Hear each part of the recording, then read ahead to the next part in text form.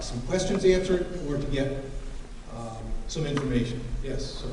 Excuse me, sir, with all due respect, I'm the state senator, I represent a number of decisions or issues about this, that's why I'm here tonight, and I'm offended that you're not going to allow me to ask a question, so I'll Okay. put that on the record. Okay. I thought this was an open public meeting. It is. Answer the questions? Well, you can hear the commissioner. I want to ask questions. Well, you'd have to find another forum to ask your questions. So what's the point? You were invited to listen. It's public in the sense that it's school district officials and administrators. This is an opportunity. We don't have many opportunities for people in all the districts to come together. This was a date we picked, an opportunity to bring together people with enough forewarning so they could make the date available. We even picked the 5th Monday of the month because we thought that perhaps it would be a day that school district officials wouldn't have a separate commitment. And I appreciate all of them being here tonight. It's a lot of meetings that school district officials have, just as you have them as a representative. But for tonight, it's going to be school district officials. So administrators and school board members, because they're in a position to make decisions. With all due respect, sir, I am too. I'm in a position of making decisions too. And I have a right, I think I have a right as a citizen of the state to ask questions. And I think your basic premise of the meeting is wrong. Okay. With all due respect. Yes, thank you for sharing. We want to stick to school district officials. You made that point clear. Okay. No more. Thank you. Before we begin, I want to tell just one brief story. I had the good fortune of being a middle school principal for several years. And one day early in the school year, a brand new teacher wanted to make sure that her kids would know exactly where they had to go for emergency drills. So she brought her kids through the school, showed them the exit route, and then brought them outside and showed them where they would be standing whenever the horn sounded and they had to exit the school. So she was a first-year teacher, just trying to make sure that she knew exactly where, she knew that her kids knew exactly where they had to go. So this was probably the first week and a half, 2 weeks of school. On this particular day, coincidentally, there was a bus parked in the fire lane of all places, just outside the school. And the bus driver was in having a parent meeting. She had finished her route and was in talking to one of her child's teachers. As the teacher was outside talking with her kids about this being the place they needed to be, she finished up and started back in. She was at the front of the line. She said, okay, time to get on the bus. So in she walked with about 6 or 7 kids. About 18 other kids decided they heard her say, get on the bus. And so the kids at the back of the line moved toward the bus, and 4 or 5 or 6 kids in front of them followed those kids onto that bus, until there were probably 15 kids sitting on that bus. The teacher had no idea. She was with 5 or 6 kids leading the line. Common rookie mistake. Always in the back of the line. By the time she got back to her classroom, she noticed that she was missing about 15, 16 kids, and she began to panic. She got another teacher to watch those few kids. She ran back into the lobby where I was standing with an assistant principal, and she said, I've lost more than half my class. So for a few minutes, I was a little unnerved. But at about the same time, the bus driver walked in with those 16 kids. Now those kids had big smiles on their faces. The bus driver said, you know, not one of those kids could tell me where that bus was going. And that is just like middle school kids. Just like middle school kids. They're impulsive, irreverent, lovable, but not one of those kids could tell her where that bus was going. Nobody knew why they were sitting on that bus. Now, I would venture to guess that nobody here is interested in getting on a bus and going someplace and having no idea where we're going. It's not why we're here. Back in your young adolescent days, I'm sure you would have acted impulsively. But for many years, all of us have been putting on our big boy and girl pants, put ourselves in positions to make decisions. And I believe that all of you here are interested in being informed as you make your decisions. And I want to reiterate that I feel very fortunate to have Dr. Berry, the Commissioner, here to inform us about the waiver of the Common Core and to answer some questions. I know there are a couple of housekeeping tasks that I need to address. First, in the event of an emergency, there is an exit to your right, my left, and to my right, your left. There's also an exit directly in the back, and there are some restrooms just outside the door. We plan to go till about 8:30 or 9 o'clock. I've distributed some note cards for you. One group submitted some written questions ahead of time. But in the next 15 or 20 minutes, if you can generate your questions, then we'll be around to pick those up. Dr. Berry and her staff will try to respond. So we're going to give you about 15 minutes to come up with questions, and we'll take those from you in that time. Okay? So, with that, oh yes, sir. Are you going to take us out to show us where we stand? Aren't you afraid that there'd be a bus up there? Some of you, no, I would love to, but I think you just make it outside the fresh air. With that, I'm going to introduce Dr. Berry with my heartfelt thanks, and I know that the South Central administrators and school board are enjoying. So, Dr. Okay, Berry. thank you. Thanks, Mike. So thank you very much for being here this evening. I do appreciate it, and I really want to make sure that all of you know how much we appreciate our school administrators, our superintendents, our principals, our educators, our school boards, which I think many of you have heard me say several times how absolutely essential school board members are to the progress that we see in our schools, and also our policymakers. And I'll be glad to talk with you. We have had several public meetings. We met with the House Education group last week. They asked many, many really good questions. And I'll get a chance to talk with you, and I'll set up a special time that we could really talk together about your concerns and your questions. So tonight's kind of, one of those nights where, I don't want to PowerPoint people to death. And, I want to be able to go through a series of PowerPoints, but really leave the time for questions, because there's lots of questions. There's lots of myths about the Common Core, and one of the roles that we have as educators in our state, not just the New Hampshire Department of Education, but as educators in our state, is to help parents and community members understand the direction that we're headed. I think it's important to set a context. I think everyone in this room knows, and whether or not you're comfortable with the fact that there's a great concern in our nation relative to our students possibly falling behind other nations. So there's varying opinions about that. We do know that New Hampshire students, I want to point right out that New Hampshire students, depending upon which form of assessment we look at, we perform at the 6th highest in the state, in the nation, and the 9th. So depending on whether we're looking at the NAEP or we're looking at NECAP or other forms of assessment, there's no question that New Hampshire is one of the highest performing states in the country. And that's an important issue to keep in mind, because what it says to me is that educators, parents, community members are doing many of the right things to make sure our schools are moving forward. So that's the context I'd like to start with. I also want to just remind people that when we get into the waiver, that I've been commissioner since 2009, also very familiar with No Child Left Behind, the political implications, the implications it has, devastating implications it has on communities in states across the nation. So one of the things that's really important to keep in mind with No Child Left Behind this year, and this will come as a real, sort of for some people, a shock or maybe a revelation, that if we were to have followed the formula that No Child Left Behind, approximately 87% of the 6th, 9th highest performing state in the country, 87% of our public schools would have been failing. And it could have been slightly higher than that on the formula. Next year, 92% of our schools, and possibly slightly higher, would have been failing.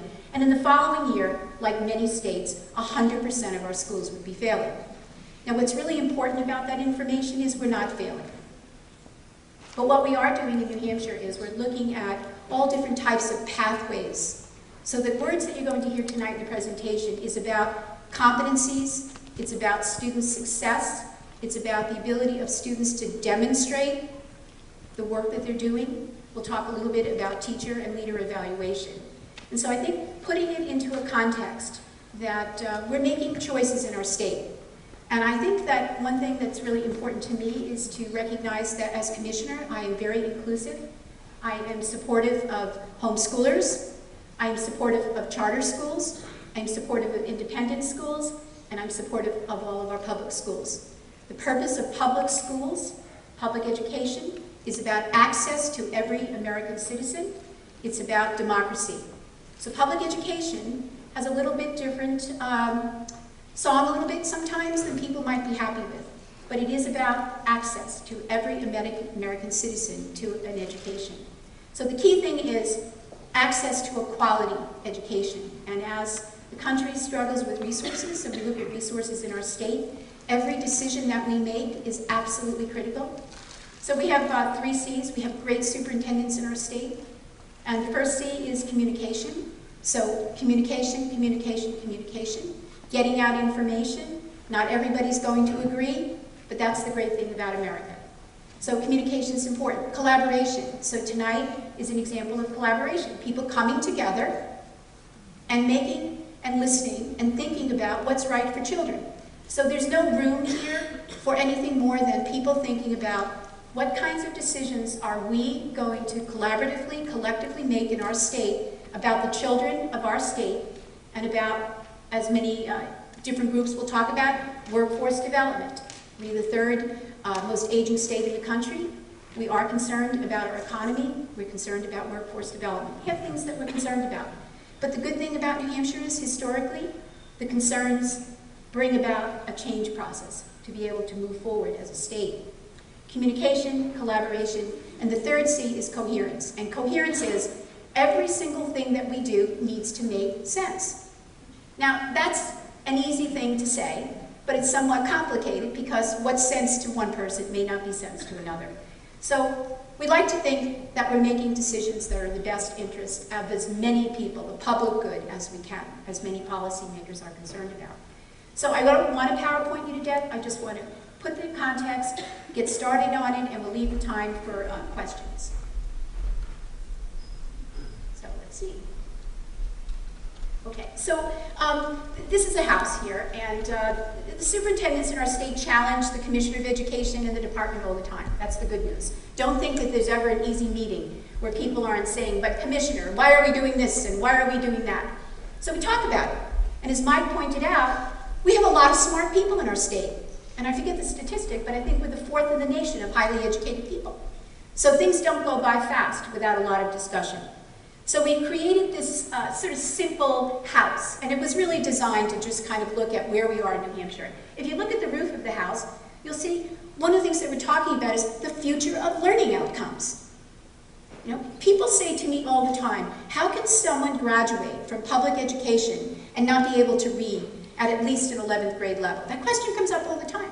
Well, I say, how does a child get to 3rd grade and not be able to read at a literate level? So there's a lot of questions. They go on both sides. So the future of learning outcomes, where do we want to go, and what kinds of graduates do we collectively want to graduate? And then you'll notice on the left, light blue, you'll see New Hampshire College and Career Readiness Standards. This is really important because when we talk about the Common Core is one small part of the standards that we're looking at as a state. We have our own college and career ready standards. Then you'll see educator and leader support. We have an important issue here. What kinds of leaders do we want in our state that move our communities forward, and what kinds of teachers do we want? Competent, caring, intelligent, sensitive teachers that are able to move the complex learning issues of children. So that's another topic we'll deal with. And then, how do we know kids are really learning? That's a question people ask all the time. What kind of evidence do we see that kids are learning? So when the manufacturing groups and the companies say, oh, these kids are graduating, you know, they can't do this, they can't do that. Of course, they never say what they can do. And they never point to the fact that they're just in early to mid-adolescence. But nonetheless, we are concerned about competent students graduating from our public system. Then you'll see in the yellow left side their personalization, and then you'll see what kinds of support. Someone asked me right before, I think it was Elizabeth from Nashua, said, Commissioner Barry, we need more tutoring programs. We need to be able to support these children after school. Absolutely. And we need to be able to provide for all students the kinds of support that they need to be successful. Now at the very bottom, one of the things that you'll see is that we have to have enablers. So we have to be able to support these initiatives that we've look at that are going to be critical for the future of our state and our nation. We have to have enablers. And one of the first enablers was the waiver, and I'm going to talk about that. The second enabler was looking at educator effectiveness. Are we graduating from our preparation programs? Are we hiring teachers from other states that are effective? And then you'll see at the very bottom, student assessment and standards. You can't be an effective teacher. You cannot have an effective public education system without high standards and an assessment system that doesn't tell us about students' failures, but tells us about where a student is and what do we need to do to support them.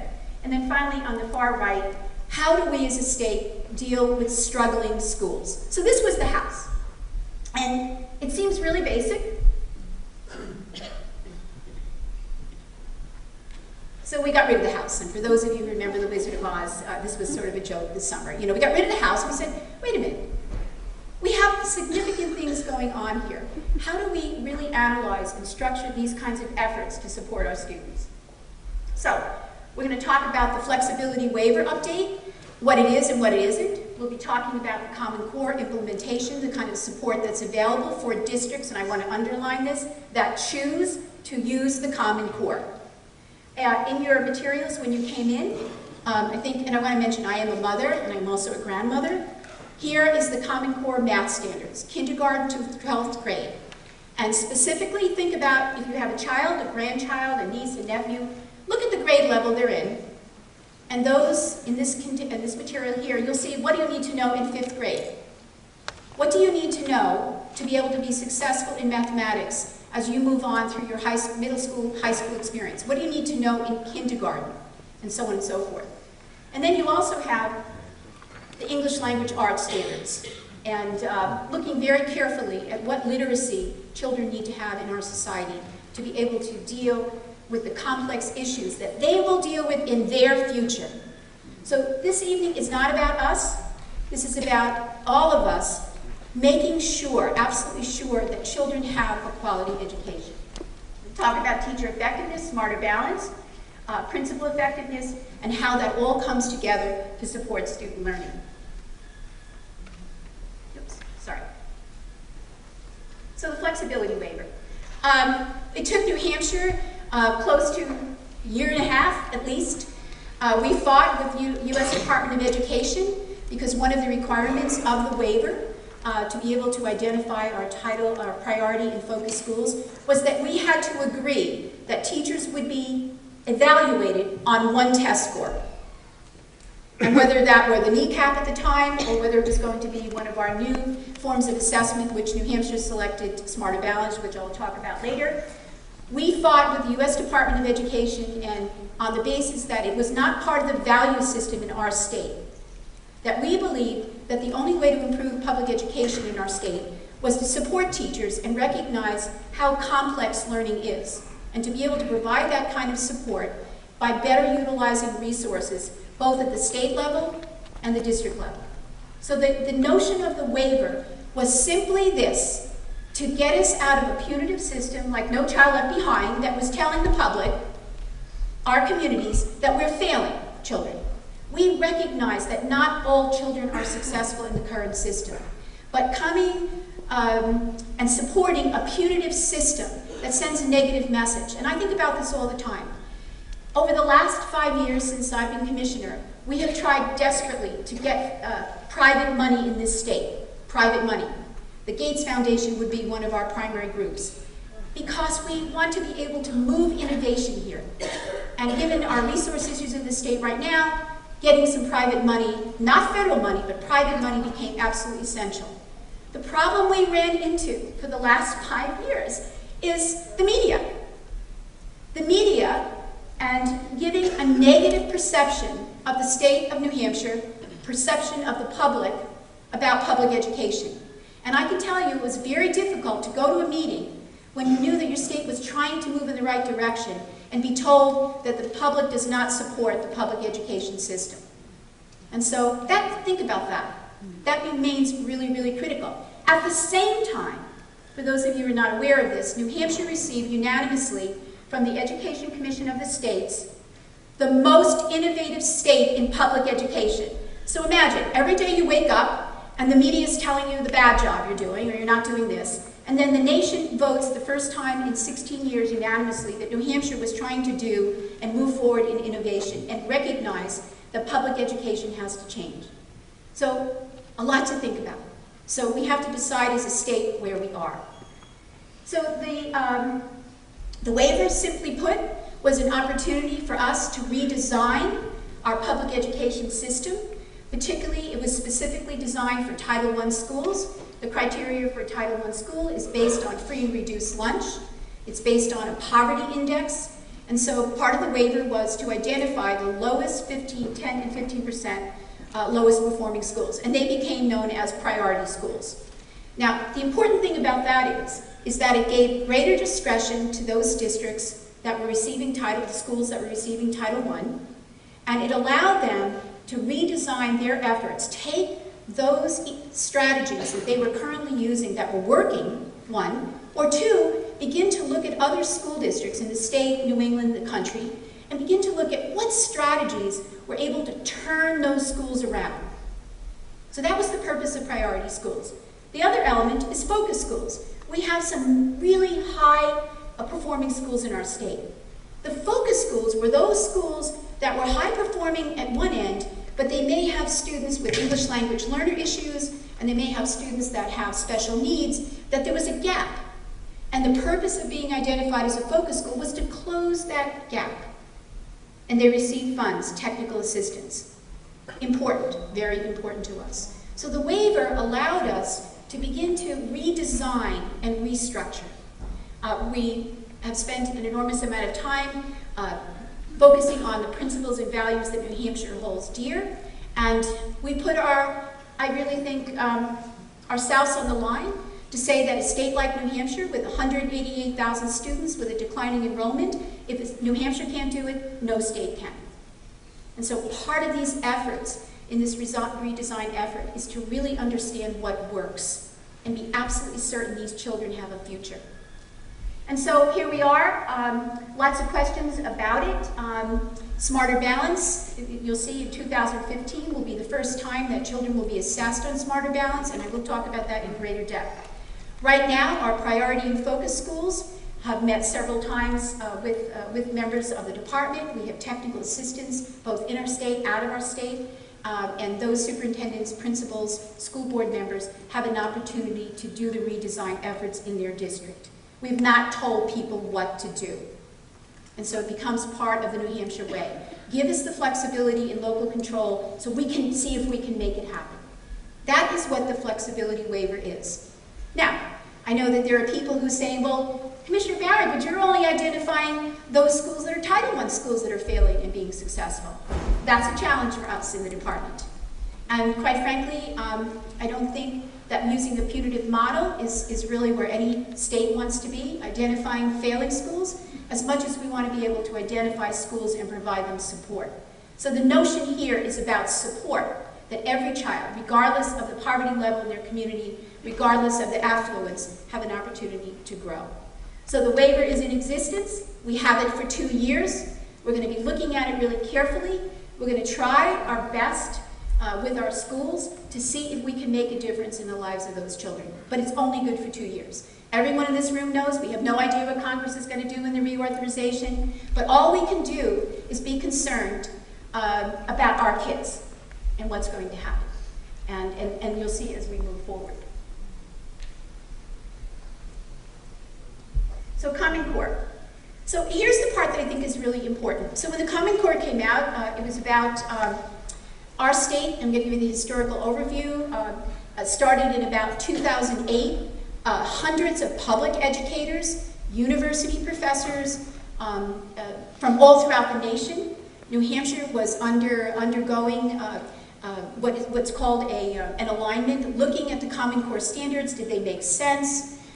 What were they like in comparison to New Hampshire's current standards? You know, educators looking at it. Could they make a difference in the way we think about standards in schools? And so, regardless of what you hear, hundreds of professional educators in our state were involved in this process.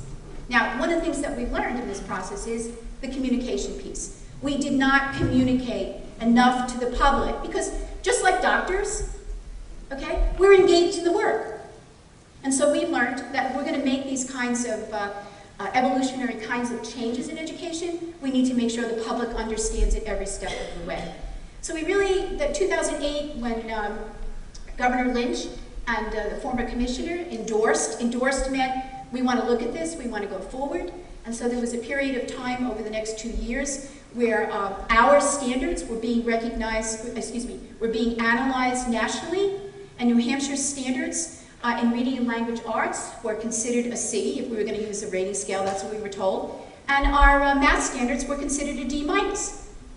So overall, New Hampshire standards were being, by the Fordham Institute, several large prestigious institutions across the country, different groups that were either in favor or against the Common Core, looked at every single state and said, this is your rating, do what you want with it. And that's an important point here.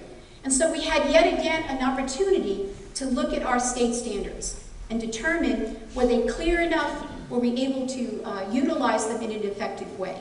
And so 2009, we continued our efforts to do the analysis, and then finally in 2010, the State Board of Education. But look really carefully here. We have what's referred to as New Hampshire College and Career Ready Standards. So if you look at the third box where it says CCSS, that's the Common Core Standards, you'll notice that right now only math and English language arts literacy are under the Common Core. We have our own College and Career Ready Standards. We have science standards. And people are saying, are we going to do the next generation science standards? I don't know. Because our lesson was, we need to make sure we vet this with every single person in the state. So we're going to wait and see what the public says. Do we want to move our science standards forward? We'll see over the next year. So we have our own science standards, we have our social studies standards, we have our art standards, we have our career and technical education standards, which have been nationally recognized, and we have our physical education standards. So you'll see the college and career readiness standards are grade level student expectations that have been adopted by the State Board of Education to support student success in core academics, and you can read the rest. So the Common Core Standards is a part of New Hampshire College Career Readiness Standards, and that's an important point I'd like you to go home with tonight. So when we think about our standards, and this has been vetted over and over again, is we want our students to graduate with knowledge, and knowledge refers to the mastery of rigorous content knowledge. And as you probably know, you've probably seen several videos and on iPhones and so on and so forth that talk about what the future is going to look like. That students that graduate in 2014 and beyond are students that will have jobs. And most of the people in this room will probably have maybe 2, maybe 3 jobs in a lifetime. Research is showing us that these students are going to have 11 to 15 jobs. That we have national statistics that show us people are hired, and at the end of the second year, they are all ready to go to another job because of changing technology. So the knowledge that we learned just a decade ago no longer is as critical as much as a student's ability to research knowledge, to find the place where knowledge can be had. It's still important to be learning in classrooms, but we're looking at knowledge in a whole totally different context. And then skills. And this refers to higher order skills that students need to extend and apply rigorous content and knowledge. So here all the time, can students, do they have the skill set? Not only do they have the math, the reading, the language arts, do they have a context for a foreign language? Are they able to articulate? Can they work on a team? Do they understand how to solve problems? Can they read a problem and develop a solution? Do they understand how to find facts? So knowledge, skills, and then finally, with the help of the House Education Committee, work study practices. Now some states are calling it dispositions, but we decided in New Hampshire, our way, to call it work study habits. And those are the habits that we want all of our young people to have. The socio-emotional skills or behaviors that allow them to be successful in their career and or their choices in lifelong learning. So those are how the New Hampshire College and Career Readiness Standards. So they're a combination of all the various kinds of standards that we have for our state. And I mentioned already that the Common Core standards are the math and English portion, and then we have the other standards that we currently have in our state. So here just kind of gives you, and this will be online for you to take at your leisure. In July 2010, after 6 months, the New Hampshire State Board of Education adopted the Common Core state standards. What that doesn't illustrate is it was 6 months for the board, but 3 years for the state prior to the final acceptance. The adoption was based on testimony provided by numerous New Hampshire educators, New Hampshire educational associations, and let me add, because many people miss this point, but all of our professional organizations, superintendents associations, principals associations, special educators, early childhood educators, library and media specialists were in and thinking about the Common Core before states even started that deeper discussion. They were already looking at what would be the role in the leadership, the educators, and the kinds of technology support that students will need. They were already thinking about that. And in fact, much to kind of our surprise, they were already moving the thinking forward in our schools. The department held over 30 meetings that were well attended from 2009 to 2011 regarding the new standards, including New Hampshire higher education faculty from both private and public institutions throughout the state, and all New Hampshire K-12 educators to examine the relevance of these standards. So, important. They were state-led, they were vetted, and they were voluntarily adopted. So every day we hear this question, must you do the Common Core? And I just got a question from Manchester. We have said from the very beginning that it is voluntary to use the Common Core. And the first thing people say is, but Commissioner, that's what the assessment is based on. And that is true. The assessment is based on the Common Core. The purpose of the Common Core is to give a common language.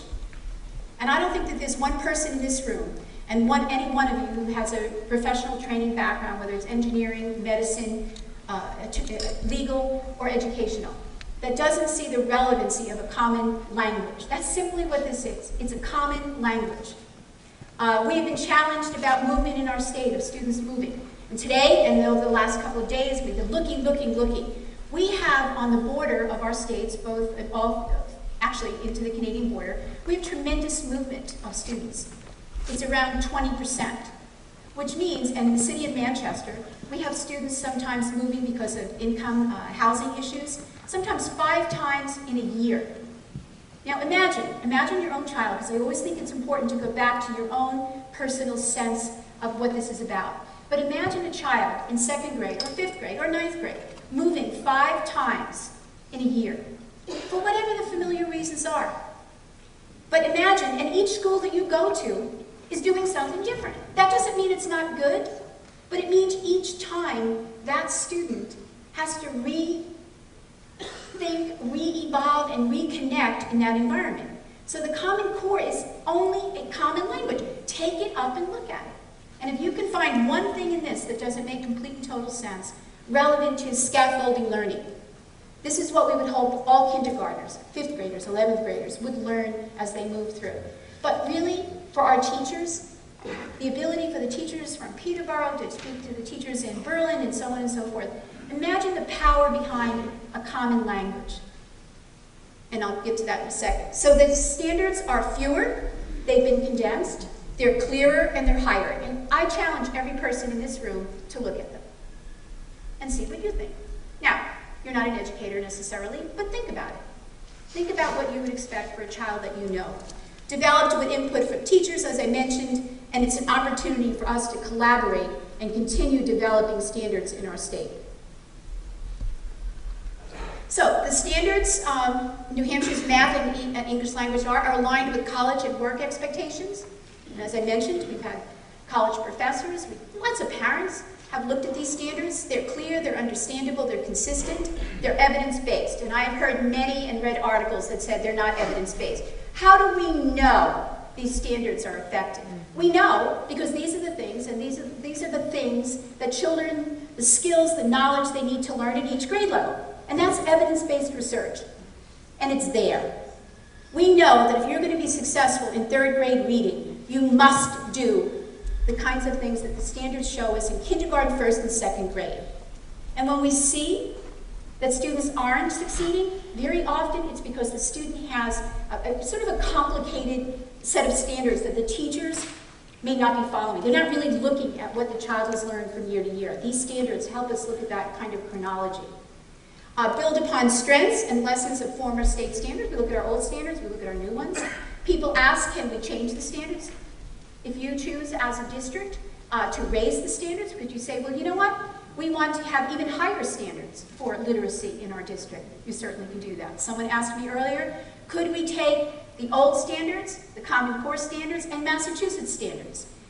I wouldn't be telling Massachusetts that we're stealing their standards because I think ours are better, but yes, you can do that. The standards are in the control of the educators and the community and the district.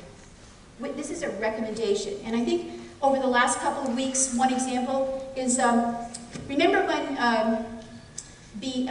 body weight index came out, and people were like, oh my God, you know, body weight index, we have to worry about all these things. At the end of the body weight index, everyone's measured by the same benchmark. That's what the Smarter Balance is. It's a benchmark. But all of us in this room have a choice how we want to eat, how much we want to exercise, and how we want to provide ourselves with good health. So think of it sometimes in looking at other methodologies, so to speak. It's new to us, it's change, and sometimes it's hard for us to accept that change process. We're building on our strengths. We are informed by other top-performing countries, and information was shared with us today. It is embargoed until Thursday about New Hampshire's standing internationally, and we're very pleased what we're seeing. We see that we have room to grow, but we see that New Hampshire still remains a successful state. The standards include rigorous content and application of knowledge through higher order thinking. So what do we mean by rigor? This is a big question, and rigor doesn't mean mean teachers, it doesn't mean doing things that are not fun, it doesn't mean anything like that. What it means is that the learning that goes on in school is relevant. It helps students form relationships, both cognitively and emotionally. They begin to see how things are connected. They're about depth. Rigor's about depth. It's not just about cursory learning. It's about getting in there and looking at rich tasks that help us look at things in a very, very different way. The Common Core standards are attempting to increase the depth in what children are learning, we believe, by reducing the number of standards at each grade level. So the nation at large has been criticized for having so many standards that things got diluted.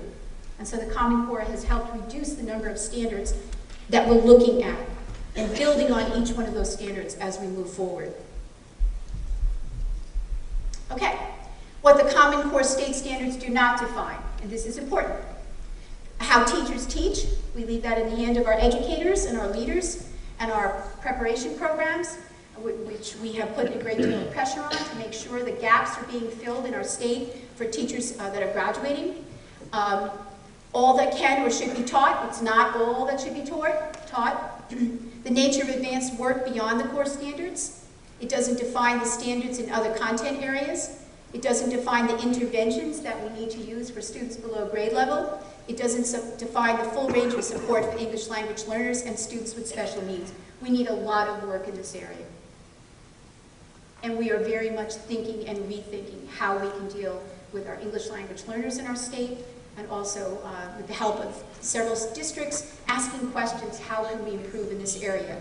And everything, it doesn't tell us everything you need to be successful in college or in your workforce. So I'm not going to read this. Well, I will. This is a big issue for people about the cost. The Fordham Foundation put a price tag on the Common Core in May 2012. Projects that New Hampshire will experience $8.9 in additional costs for implementation, $8.9 million. Now, let's go to the next slide. This does not include the regularly planned updates spent by New Hampshire districts in materials, professional development, and educational technology related to curriculum and assessment. New Hampshire schools receive $15 million in federal Title IIA professional development. This goes to every single district in the state of New Hampshire. And $39.235 million in Title I funds, totaling $54 million in federal funds annually. Currently, the state spends approximately $7.3 million for state assessment from state and federal sources. Additionally, the New Hampshire Department of Education has provided training, technical assistance to schools, utilizing CERES, North Country Services, other professional development programs, blended learning. So we're looking at how do we spread all of these resources that we have effectively to be able to promote higher learning. And we're surveying educational technology right now. We know that we have issues in our state relative to broadband and so on and so forth, but we are exploring those to make sure that when the final decisions are made, we're able to provide the support that schools need. So, in the materials that you go online, it gives you Getting the Facts. It tells you all the things that are important to know about the Common Core. For example, standards define what every student should learn each year. From first grade, that's a claim. Through SWIFT, the 12th and package includes teacher evaluations tied to federally funded tests designed to ensure that schools teach the Common Core. All right? The Common Core defines what students need to know. They do not dictate how teachers should teach and how students should learn. So if you go through the materials, you'll see, you'll be able to dispel some of the myths that you're hearing in the field. And I'm not going to go through these because I want time for questions. Smarter Balance. Okay, so people know, how did we land on Smarter Balance? We landed on Smarter Balance because in order for us to compete internationally, our state was in the NECAP, as everybody knows. We shared the cost of NECAP with 5 states together. And each state was then, these tests were no longer going to exist. And so we had to determine whether or not we would have our own statewide test. That was discussed at great length. It's very, very costly to be able to do that. In fact, New Hampshire would not be able to afford it because we wouldn't receive federal funds. And then we decided that we would go into a consortium. New Hampshire stayed in the decision-making process for 2 complete years. We stayed on the fence, so to speak, that we wanted to be sure that whichever consortium we joined with an understanding that this form of assessment was better than what we are currently using. It would help us better understand how and what children understand and have learned. And so we became part of the governance structure, which was critical. So we have an equal voice in Smarter Balance. And I want to just refresh everybody. If we were to choose to come out of Smarter Balance, we have the authority as a state to do that. Yay! We do. We do. But that would be a choice we would make to be sure that it's based on the needs of the children in our schools. The economy of scale, it's a high-quality assessment beyond what any single state can afford. Our state absolutely could not afford its own single state assessment. Apples to apples, it's equivalent levels of rigor across all member states. So all of the states that have joined, somebody mentioned to me, well, states have dropped out. 2 states have dropped out. One of them dropped out, but didn't drop out of the Common Core. So there's a lot of political activity going on. A lot. But in the end, I think in the human spirit, most states are going to make the best decision for their children. And then finally, state flexibility. There's different packages of core assessment, and we'll be able to look at the options that we have in Smarter Balance. So where are we with Smarter Balance? The next generation adaptive assessment children will be using based on the use of technology. It's aligned to New Hampshire College and Career Ready standards and the Common Core English and Language Arts. It's summative. It gives us an end to the year. Instead of taking the testing in the fall, we'll be taking it in the spring of 2015, so we essentially have a year and a half before the assessment. And I want to say publicly, while I'm on TV, that if we have an opportunity to get a waiver to extend the time for the next form of assessment, New Hampshire will go for that waiver. if it became available to us. Currently, there is a waiver that allows you not to tie Smarter Balance or your statewide test to teacher evaluation. New Hampshire chose never to use standardized testing solely to evaluate teachers. We are using what's called multiple measurements, which the school districts themselves pick. We have no input into that. Another issue that's come up several times in the House and the Senate is, why are we using Smarter Balance? I mean, what was NECAP? Why are we using NECAP for high school students? They don't care about it. We could do better. And so we've listened to the public, and New Hampshire is one of 5 states that is considering the possibility of using a PSAT in 9th grade and using the SATs in 11th grade, rather than using Smarter Balance. And we believe that it will align with our thinking on college and career ready, and that the students will be more likely and parents will be much happier. So we're ready to take that jump. And it'll take working with the U.S. Department of Education to do that. We'll have to fight that through, but if we think that that's the right thing for our state, we're going to fight it through. But we'll see how that works. So the assessment is taken during the final 12 weeks of the school year. It's approximately 7 hours. I hear all the time, it's so much more testing. It's 7 hours, similar to the NECAP as it exists right now. In grades 3 to 5, 7 and 7. In grades 6 to 8, it's 8 hours. In grade 11, so it'll be 8 hours. If we switch to the PSATs and the SATs, we're talking about 4 hours in test time.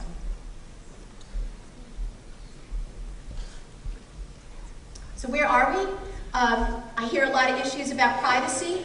If there were to be an award for a state that is the most concerned about privacy, and most of you have heard and spoken at some point or listened or read about Neil Kirk, we have one of the most protected systems in the United States. We will continue to preserve that privacy. And quite frankly, the only information valuable to us as a state is how are students doing? Are they learning? Are they moving forward in their learning life? That's what we care about. The other information is not vitally important to us. The projected cost for the state is similar to the NECAP. It's $22.50, and right now we're spending about, I think it's $22.25 or something, so we're going to go up approximately a quarter. That was a contingency for us to stay in Smarter Balance. All of the states said you cannot go over our current cost. The technology readiness assessments have not been completed. We're working with our school districts. And I want to say that right now we believe that about 72% of our schools in total are ready, and another 10% are trying to get ready. And then we're going to have to take care of those schools that are going to run into, to some issues with the technology. But one way or another, technology is the way the country is going. And so we have to provide, and we'll continue to seek both public and federal money to support our schools in the area of technology. Item testing occurred in 2012, 2013. We had, how many students, Scott, participate? About 16,000. 16,000 students. Now, all the superintendents that are here and school board members know it was totally voluntary. In fact, Smarter Balance went right to the districts, not through the New Hampshire Department of Education, and said, would you like to participate? 16,000 students participated, and we're waiting to see how our students do. And I wouldn't name the district, but I was up in the North Country recently, and the superintendent said to me, well, we did something really smart. I said, what is that? He said, we had our best math students take the math part, and we got some really good feedback about that. So districts have that choice, and we'll see how our students did. Now I want to share just a little story that I think just to give a little humor. You can see people are very serious. But I went to visit Ware back in June, and it was like a 103-degree day. And it was 5th graders. They invited me to come here. And I was with the superintendent, there were teachers, there were parents. And we're sitting in the library, and the first question, and it was a plant question. They always plant questions with the kids. The first question was, Commissioner Barry, what do you think of the NECAP? And I said, well, I don't think I'm going to talk about the NECAP because we're going to have a new assessment. And I said, the new assessment is called Smarter Balance. So, the kids kind of look at each other. I said, well, what do you think that means? So they thoughtfully stopped for a second. And then one 5th grader raised her hand and she said, well, smarter is like, and you know how if you've seen those AT&T shows on TV, she had her hands and she was so engaged. She said, well, smarter is like you're smart, but you really want to be smarter. And the students all shook their heads and, you know, they listened to that. So I said, well, what do you think balanced means? Well, things got a little more quiet. And then one young fifth grader boy said, well, balanced is this. Balance is like when you want to ride a bike, and you think it's your hands and your arms, but it's really your hands, your arms, your brain, and your eyes working together to ride a bike. And all the students started to, you know, they were pretty good. They were really thinking about that. So then I gave them a question from Smarter Balance. And the question was, imagine every 2 weeks that you receive $20 from your parents and your family for doing really well in school and helping at home. And that's one of the Smarter Balance questions. And then you have to take 10% every 2 weeks out of your $20 to save for college. And so that was a pretty easy one for fifth graders. They all calculated it really quickly. And I said, well then, at the end of the month, how much money would you have if you take the 10%, meaning they have to do 20% now of the total. I said, well, how much would you have at the end of the year? Well, the group kind of, you know, now they had to start talking to each other. And they calculated in their heads, no paper, no pencil. And so then we proceeded to ask questions. And so just as we're finishing up the amount of money, one student raised his hand. He said, you know, Commissioner Barry, he said, what? He said, it doesn't matter. If you took 20% over 10 months for 13 years, you still wouldn't have enough money for college. Okay? So kids are smart. Smarter Balance is helping us see a different way that children learn. It's not the old sit at a pencil, paper thing, check off the box, use your number 2 pencil. It's different. And if you get a chance to go online and look at the questions, you'll see what it's different. And it's going to raise the bar. That's what Rigor's about. It's not about knowing what kids don't know. It's about knowing what they do know so that we can make sure that they have the supports as they move forward. So, much to do about nothing. We're going to get better and best at the work that we do. Practice tests are available at the Smarter Balance website. Not adaptive, but they look and kind of feel the same. Go online. Take the test. There's a great one for swimmers here. Look at the swimming question when they talk about how many meters a student can swim, the swimmer can swim in 1 hour. It's very, very fascinating. So we field tested in next year, 2014, and then we'll have instructional support library available in 2014, full implementation in 2015, and the timing of Smarter Balance is approximately the same as reading and math and NECAP assessment. So I mentioned that before. So we're not over-testing. We believe this form of end-of-the-year testing, summative assessment, will be much more vitally important to plan each year. Okay, I'm getting to the end so we can get to questions. So, teacher evaluation, New Hampshire led the country, and I'm very proud of this because this gets back to collaboration. Instead of saying we're going to fire all our teachers, 50% of the kids don't do this on tests and things like that, we said was, you know what, we need to really look at this. We need to really come together and collaborate and decide what would be really good to help teachers get better. Now that was an interesting notion across the nation. So 68, 72 people met 2 and 3 times a month, principals, parents, PTA, policymakers. We had a lot of active involvement. And over a 3-year period, we developed a system that is based on evaluating teachers on their understanding of learners and learning. What are 7-year-olds like, 14-year-olds like? What are kids like? What are learners about? How do they learn?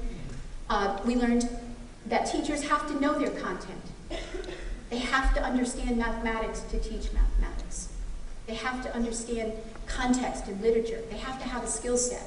We looked at the instructional practices. Our teachers graduated with 5 different ways to teach reading. And can only one way of teaching reading, a small repertoire of understanding, meet the needs of all children. If we're talking about personalization, then we have to have teachers that can personalize learning. They can't stick to one way of teaching reading or math. They have to have a much larger repertoire of interventions. And then we looked at professional responsibilities. And we worked very closely with our unions. I'm very pleased to say that. We had tremendous open conversations with our unions. And then finally, it was all about student learning, that we agreed as a state to define what a good teacher is, what an effective teacher is, and what we want them all to do. And I think over the next decade, we'll see that New Hampshire will continue to not only be in the 6th or 9th, but lead the nation in this important work.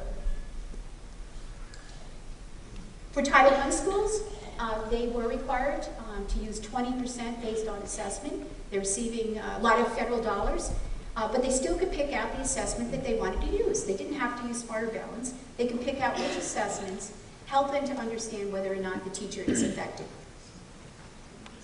Principal, you don't expect to read this, go online. And so principals, what we did was we got our principals to Principal Association. The department had nothing to do with it. And I always say this, my favorite line from my husband, who's been at Selectman for 38 years, is, I'm from the state, I'm here to help you.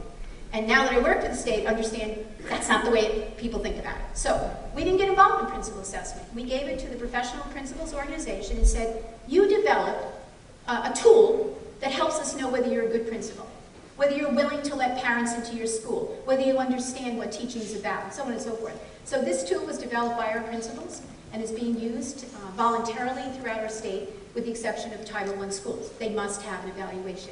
Because one of the things that we do know is, if you don't have an effective leader, you don't have an effective school. And so leaders are important. So get a chance to look on with that.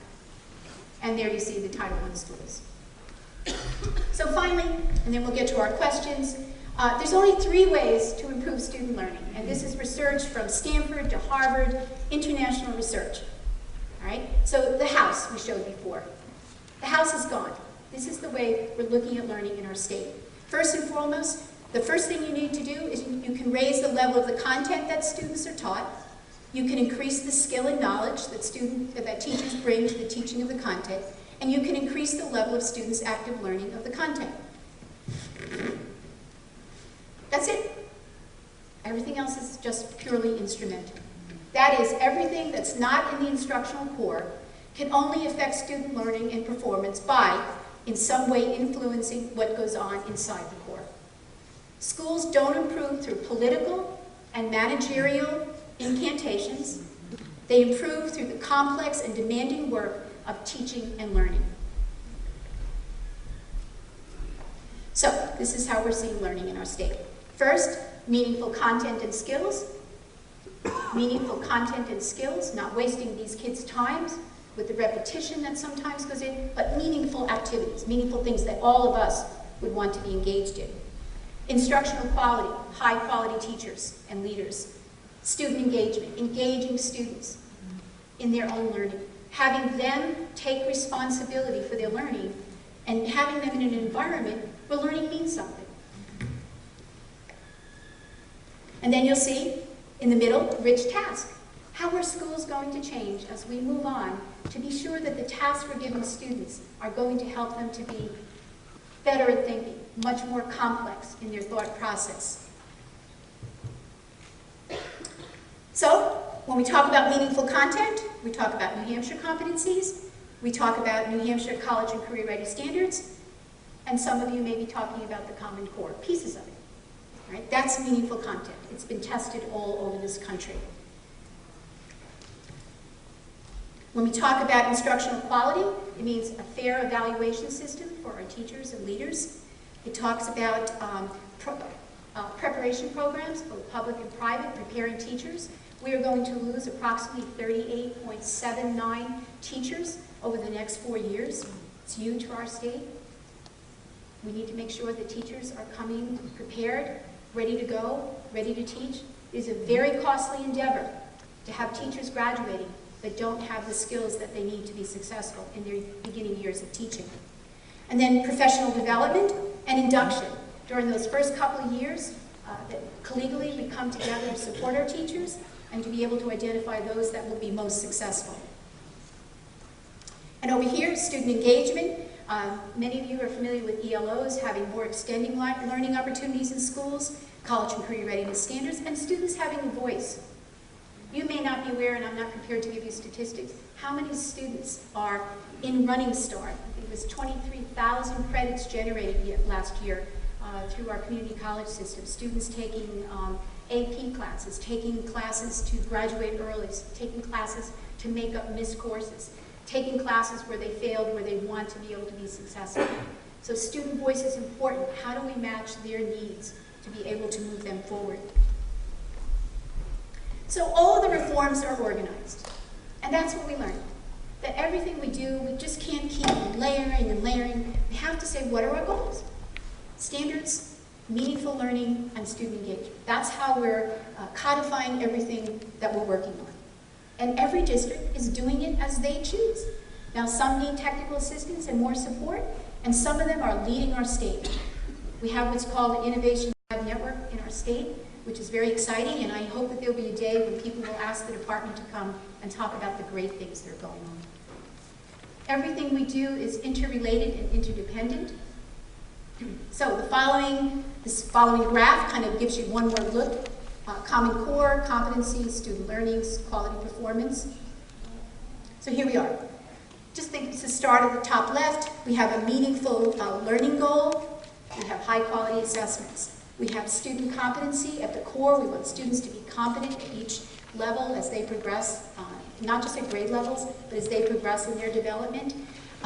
We have proficiency targets that we've identified that says, this kid's pretty close, or this kid's really proficient, or doing extremely well. How do we give them more in their learning? Student accountability, one of our goals is to get our students to be fully engaged in their learning. I hear all too often from people who say, but the students don't care. Yeah, they do, but they have to be in an environment that makes sense to them, that they want to be fully engaged. Student learning objectives, you'll hear about that. Targets, and then teacher accountability. So all of these come together. So that's it. So we'll be glad to have questions.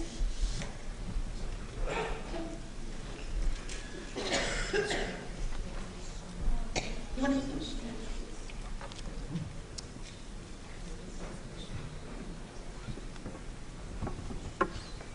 Okay, well I can start this one. It says, why was the New Hampshire School Board, rather than the local school board, chosen to vote on whether or not to accept the Common Core? The New Hampshire State Board of Education did not vote. What they did was endorse the Common Core.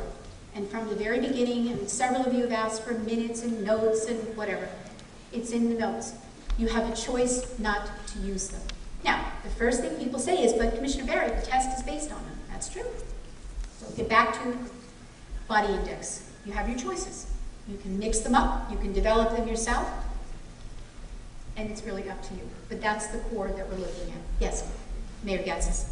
Thank you, Commissioner. At the very beginning of your presentation, you talked about 2 years. Can you tell me when the 2-year window began? And if we're going through this entire change educationally, 2 years, federal government throws up its hands, what do we do? Well, I don't know. We'll decide when we get there. It hasn't really been 2 years. It's been 2 years since they endorsed it, but we're now moving into 2014. So it's been, we have, just for your own edification, we have several school districts that are in their 3rd year of implementation of the Common Core. We have many that are in their 2nd, and we have some in their 1st, and we have some that have still not gotten off the ground. So obviously we need to give our attention. I do not believe that, because first of all, the federal government is not leading this, the state of New Hampshire is. We're leading it ourselves. Back to my question, because we still have a school in the city of Manchester when everybody said it was wonderful to build schools without walls. We still have that school without walls. And my big concern is that we go through this discussion, and maybe what we need to do is implement, instead of whatever standards you want to call them, Manchester standards. Because if 2015 comes, and we still are waiting for a waiver not to have to test students that aren't even proficient in their own language, then we can step back and tell the federal government, we don't want to play anymore. Yeah.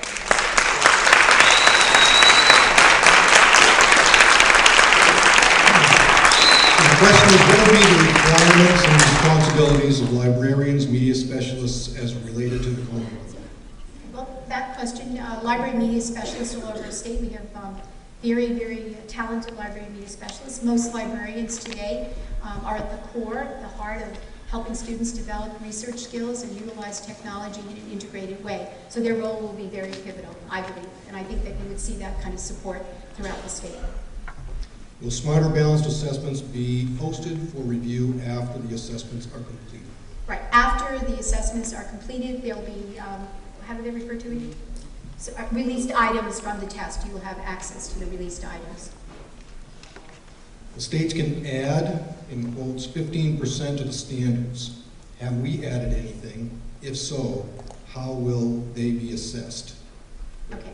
Well, yeah, I mean, as I mentioned before, every state, we've identified our own New Hampshire College and Career Readiness Standards, and we're only using the English Language Arts and Math standards, and I suspect that over the next 5 years, that we'll continue to reevaluate on a yearly basis the standards, because we'll need lots of feedback on them, and we can add to them as we choose. Did any content-specific professors from the UNH system review the Common Core standards?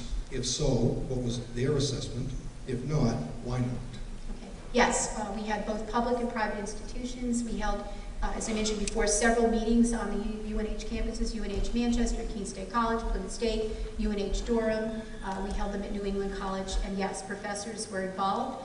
The interest of professors specifically was, do these standards meet what they're looking for in terms of entrance of competency? And as you know, math is a concern in our state. And we've gotten a very positive feedback from higher education on the standards. In fact, remember, higher education was involved in the development and the assessment of them when they first came into play in 2008. I think you addressed this, but I'll ask it. Must we pay Smarter Balance for the assessment per student, or are there more cost-effective alternatives? Okay. We believe, and certainly people want to talk more about this, but we believe this to be the most cost-effective because we'll be sharing with other states a Smarter Balance, just like we did with NECAP. For a state to be able to take on a single test, themselves, if you looked at those numbers, it's an enormous cost. Can you comment on the amount of time our students spend being tested? Yeah, I think I did answer that question, and it will be almost identical to the current NECAP, but at the high school level it'll be different because if we do choose as a state to go into PSATs and SATs, there'll be a reduced time. I think it's 4.5 hours or less. It's like around the 4 hour point. What kind of resources are available to address the technological requirements of Smarter Balance? Computers, service upgrades, etc. Right. So we have Dr. Scott Manti, who is here from the department. He's the coordinator of Smarter Balance.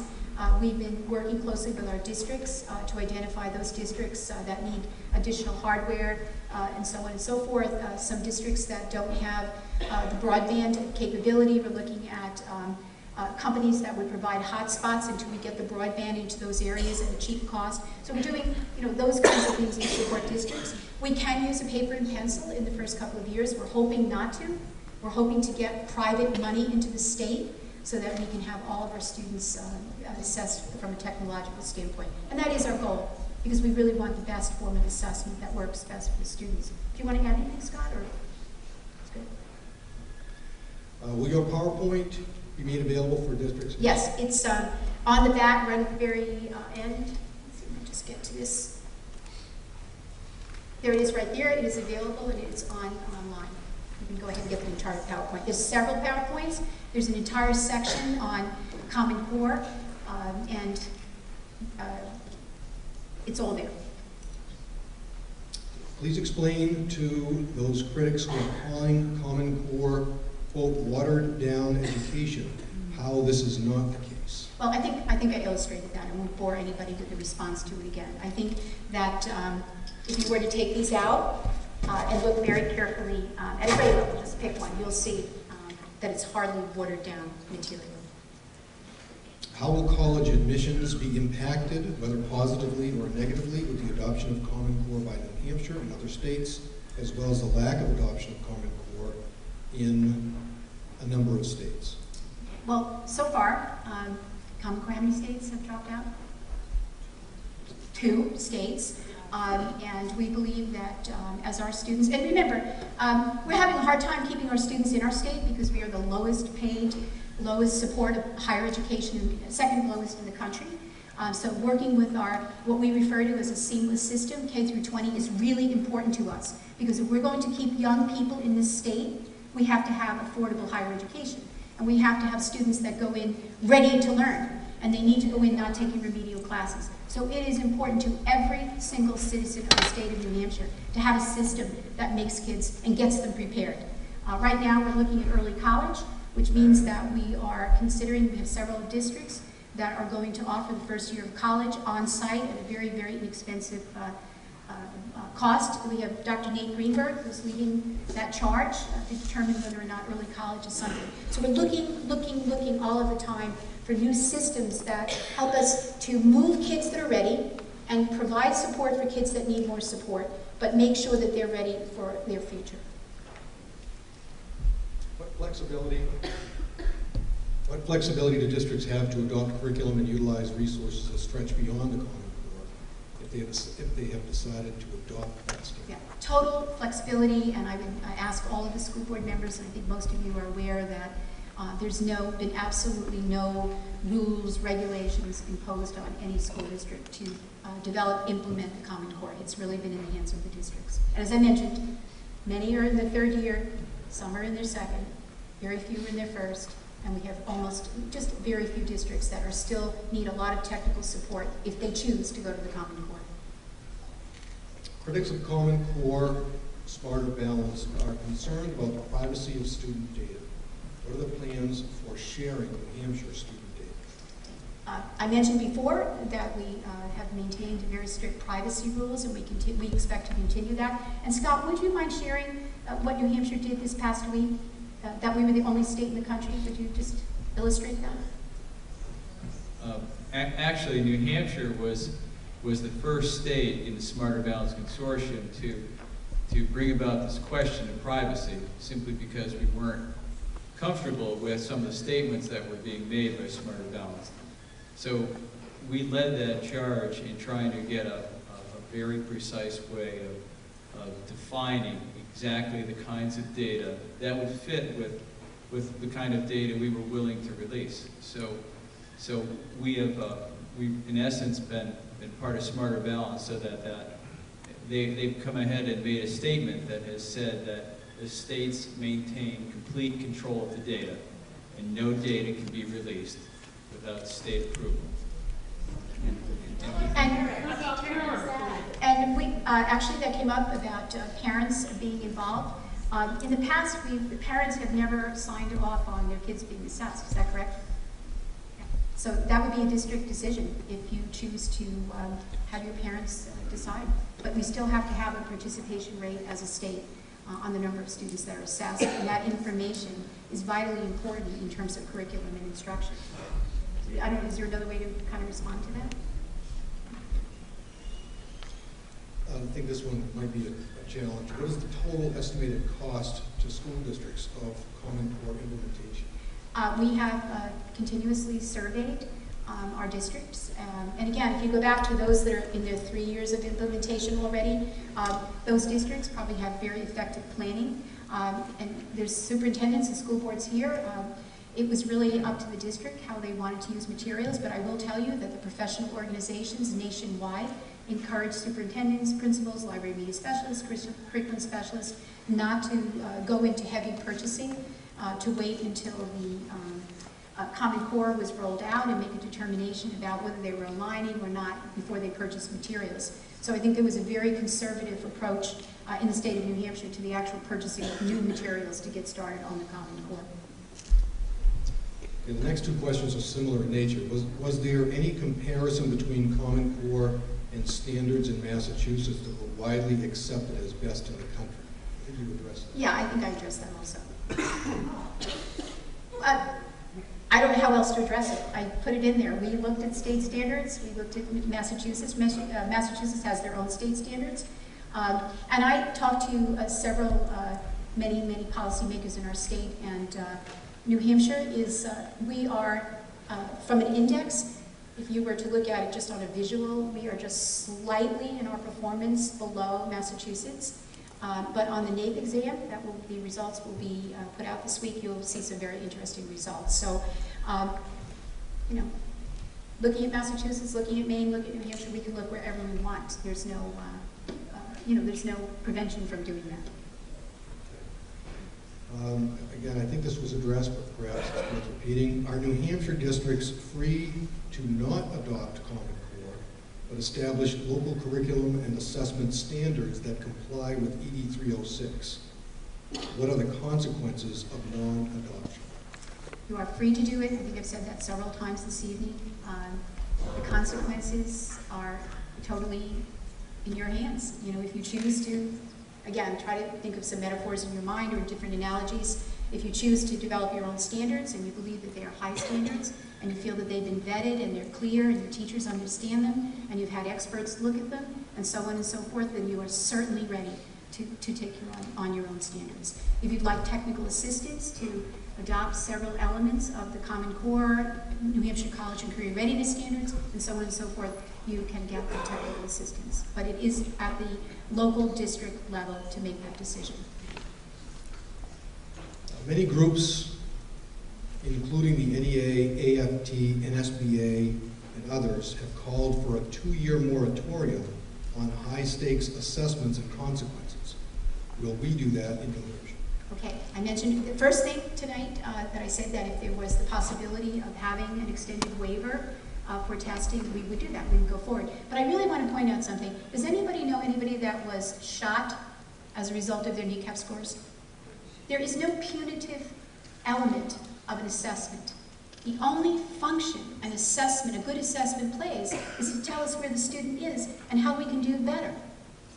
What better instructional work that we can do to support them. That's the only function it plays. Now, I know there's lots of people in our state, and now I'm going to go off a little bit on a political thing here, is that they want to know who's the highest performing and who's the lowest, who's in the middle. Well, if that's information is important to you, what I think is important is each individual district looking at their own children. And while it is fun sometimes to compare yourself to another equal district, but when I think about the kids in any school, what they need is the support from all of us to perform and have the best standards and have an assessment that helps us be better at instruction. So to me, that's what's really important. It's not about who's the best or the one that's having the most problem. It's about, let's get to, as I mentioned before, the struggling schools, and like Mayor Gatz has said, he's on me on a weekly, daily basis, we have to understand better how do we work in an urban school in a rural state that's experiencing many different demographic issues. We need to get better at that, and I don't think anybody would shut that down. But I don't know if I answered that question, but I really want to reinforce that an assessment is simply an assessment. There's no punitive element of it. If Common Core is implemented, what curriculum role is left to school boards? As I mentioned earlier tonight, we appreciate our school boards. You work with your superintendents, your principals, your instructional leaders to make those decisions as to how you want your district to develop curriculum, and that's really still in your hands. There's never been an attempt. I do think one thing that's very commendable are school board members that are looking at effective practices and looking at districts that are really, moving forward, and we start to share, and school board members can play a really integral role in that. What's working? What are we doing that's great, and what is this district doing that's great? How can we make our state great collectively by looking at best practices? That's, to me, the valuable role of school boards that lead their community. And as I mentioned in the slide, not in a political, managerial way, but they're looking at the big picture and they're really focused on the kids in their district. I had a superintendent once, and I always remember this, and he said, these are our kids. We're not shipping them in from down the town. We have to worry about our kids and their success in the future, and that's what's important for school board members. How is the NCLB waiver even possible? How is anyone ever waived from a law? Right. Well, it happens. Washington. So the waiver allowed us, there was a lot of fight about whether it could happen, but we were able to get the waiver to remove us and to allow us again to redesign the state of New Hampshire's educational system. So it happened, and like I said, we fought for 18 months to get it for all of you and for the children in our state. Will districts lose state and or federal funding if Common Core is not adopted? No. No. You do have to participate in the assessment. We have SB 48 that requires, Senate Bill 48, that requires every student in the state of New Hampshire to participate if they're in public education in assessment. And also it does impact on other elements of funding, but only assessment, not the Common Core. What does Common Core do to FERPA? Well, I think kind of illustrated the protection. It does nothing. Common Core does nothing to FERPA. The New Hampshire Learning Standards did nothing to FERPA. FERPA is in the hands of quality people that recognize. In fact, most people don't know this, the Commissioner of Education. There are only 4 people in the entire department that have access to student data, and they have to sign an oath. I, myself, and none of my staff, other than Scott, who is required by state and federal law to have access to the student SASE numbers, but we do not know children by individual at all, and that is very limited access, so there's no impact on FERPA. You've used the term priority and failing, or the terms priority and failing interchangeably. Are you implying all priority schools are failing? Just getting back to the original point, and that is when we participated in the waiver, priority schools were determined by the lowest 10% and the next 5%, lowest 15% of schools that were in Title I that had not made growth over a period of years. And so that's how those schools were identified. And I want to say, and I've said this several times publicly, that those schools that were willing, Title I schools had a choice not to participate in priority and focus. They have a choice. They were not required to do it. So a district, along with the school board members, made that choice. If you participated as a Title I school, you were able to receive additional federal dollars to provide technical assistance at your choice to make decisions that were best for your school district to engage in higher levels of student performance. So it was full choice. It was up to you to decide to do it. Prior to tonight's presentation, a state policymaker said to everyone she was voting against Common Core. What communication has been shared with the legislature regarding Common Core? What would the legislator be voting on if Common Core is voluntary by district? Well, that's good. Let's go with the last one first. I don't know what they'd be voting on since it is voluntary and it is local control. But we have had several, we have some House members in the audience. We've had several meetings over the last 2 years, communication with our House and our Senate. We have made ourselves available individually, and the Senator wants to meet individually. We put on presentations. We brought guest speakers in. We brought people from other states. We've provided a balanced approach. Again, depending on people's political position or how they view things, we'll make a determination. But that access to information has been consistently made available to every citizen that has made a request, including individual people sitting down one-on-one with people that really had some, concerns. And they want to be sure. They want to be absolutely sure that we're making the right decision. And I believe we have the right to do that.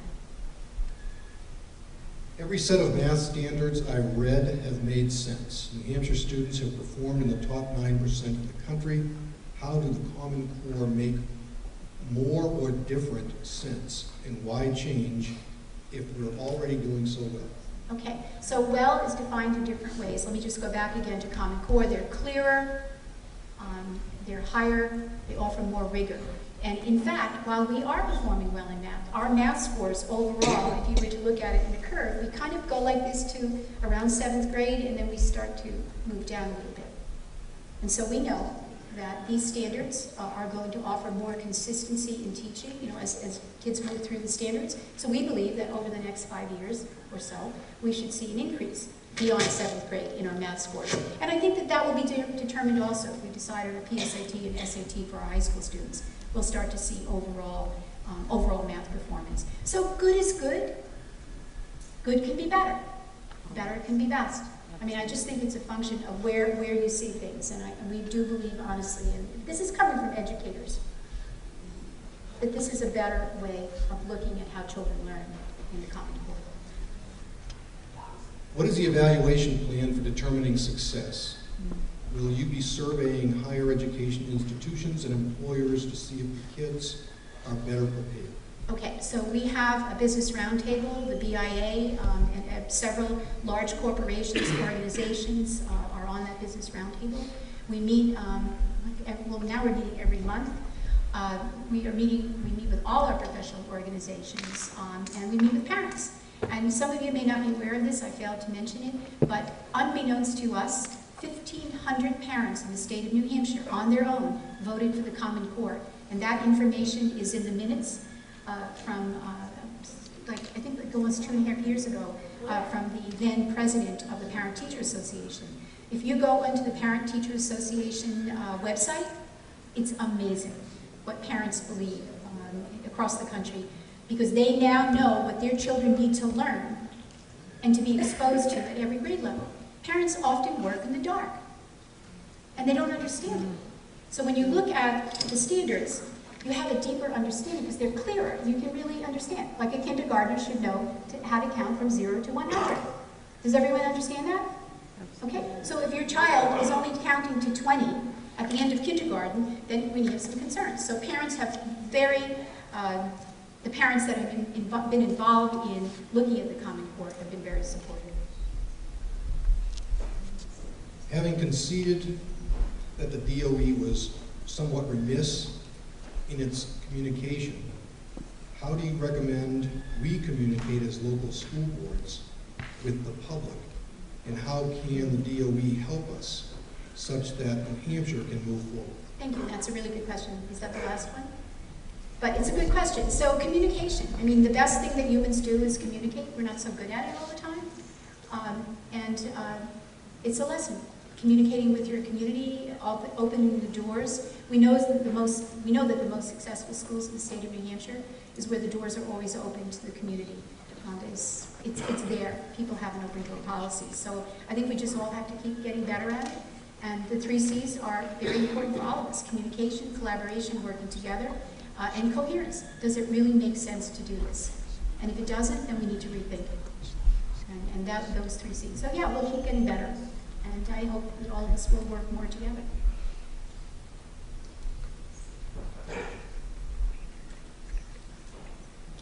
There was an AFT survey and a discussion in terms of New Hampshire. Please discuss in terms of New Hampshire. Only 27% of teachers reported that their districts had provided all or most of the tools they need. 78% in low performing, some, few, or none. Do we have an online portal for advocates? I think I'm ruining this question. What are our online tools? So in effect, what are we doing to help teachers or support teachers? And do we have online tools for parents and educators to learn? Okay. We have, and we didn't get into this evening, but we have what's called a network strategy for our teachers and leaders in the state. We've identified priority areas that teachers need a lot of support in terms of learning, and they're available. We do not have a sign-on for parents yet. I can't answer when that would happen, because we're just learning as a state how to make sure we communicate with all of our teachers and leaders. But we do not have a blog for parents, because in order to have a blog, you need to have someone who is morally, ethically, and intellectually responsible, because blogs can, as we all know, get out of control. So we've talked about how can we have more of an exchange online learning, online communication with parents, but we're not there yet. Is there anything you want to add to that for the network strategies? Or? If New Hampshire is so independent and has local control, why did we have to ask for a waiver? Well, NCLB was federal law. And if you choose to live in the United States, I'm not going to get into the politics of this. I think everyone's smart enough to know. That's the way it goes. And so NCLB came into place, and everybody had to jump and had to do it. And then once people lived with it long enough and knew that it failed, then God bless America, because people said, we're not doing it anymore. And that was the waiver, and we did it. How should school board members respond to myths promoted by certain political and media personalities? Well, that's a great question. When are they going to end? But so I don't know. The challenge is to respect everybody. One of the things that I've learned in the last 5 years in this job, I came from higher education, is that I have to be, as a public, some people refer to it as a public servant, be willing to listen to everyone's political views, and learn to listen and not be so quick to judge. And so that's hard work sometimes. Excuse me, my question wasn't asked. May I ask that question? Sure. I'm Carlos Martinez. I'm on the school board for Alton, New Hampshire. First of all, I'd like to mention that your analogy of someone being shot in this climate, I think, was done in poor taste. But first of all, my question specifically was, what is the cost to not the school district, but to the parents specifically in order to initiate this? As you might know, Alton has been in the news, and we voted down Common Core as the first city in New Hampshire. And that was the primary focus for us, because we got no answers, and we were very concerned about the cost to the parents, because we are concerned about our taxpayers. And the other one was about the data mining, which is you're giving false information, and we have done a lot of research about that. I am not giving false information. So please answer that question. Thank you. I'm not giving false information, and I appreciate your question. And I do think that I answered the question. The cost will remain the same as it currently is with NECAP. Do you have a number? I did have a slide, and Okay. you're welcome to go on the slides, $22.50. And I you, think that, Yeah. I think that the superintendents in your region probably will have eight meetings. Use the mic, please. Yeah, I just, so I think your superintendent will have a meeting in your region to address the questions that you have. In fact, we are finished. If I didn't read your question, it wasn't intentional. I think I read it quickly and thought it was consistent with some other questions about costs. That's up to the commission. sure. Dr. Julianne Cooper, I'm the president of Liberty Harbor Academy. And the one thing I don't hear, you can read all of these standards, but none of them discuss what the curriculum is that these standards are being applied to. What are the books that are being read? What is the material? Well, that's up to the school district or the private school to do. Many of the materials that I've seen coming home from some of our kids have Common Core compliant on the materials, so that the Common Core compliant materials are being produced for people to teach from. And we've all read about some of the materials that we're seeing come out that are being used. The president's executive orders, or so the quality of what is being used to determine these standards is far more important than sitting and reading these standards that are very repetitive, and yes, the student should be able to read and write and talk and so forth. But what are they reading, writing, and talking about? And where is that material coming from? That's totally the choice of the independent school, the public school, and whatever other school there is to select the materials, and they're not compliance, they are aligned with Common Core. And so it's up to the district to select whatever materials that they choose. There is no requirement. Common Core aligned. They have selected their materials for as long as New Hampshire has had state standards. Their curriculum, their materials, and so on and so forth. Nothing has changed. So if it says that they have to have 50% of informational text, where does the decision, I mean, first of all, why 50%? But then where is that 50% coming from? That's up to the district, the school, to decide how they want that informational text, at least 50%. It is a huge concern about too much fiction for children, that they need to have a better understanding of information. They need to understand documentary activities differently. So that's where that's coming from. With Common Core, there's an incredible amount of local attention by the educators that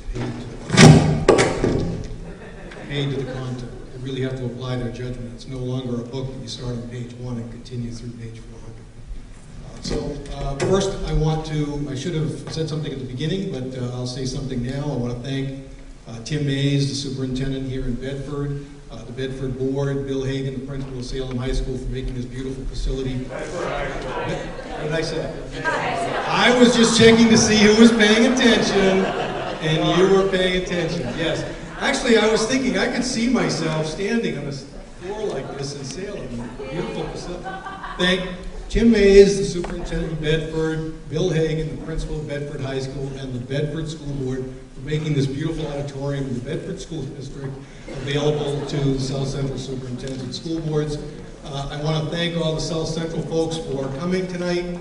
I think it's been a good show of support, and it's a testament to your interest in making good decisions in your districts for your kids. As the Commissioner said not too long ago, it's about student learning, engaging learners, and then measuring that achievement, making decisions about how to do better. So I want to thank the Commissioner, Dr. Berry, for taking your time. It wasn't easy to do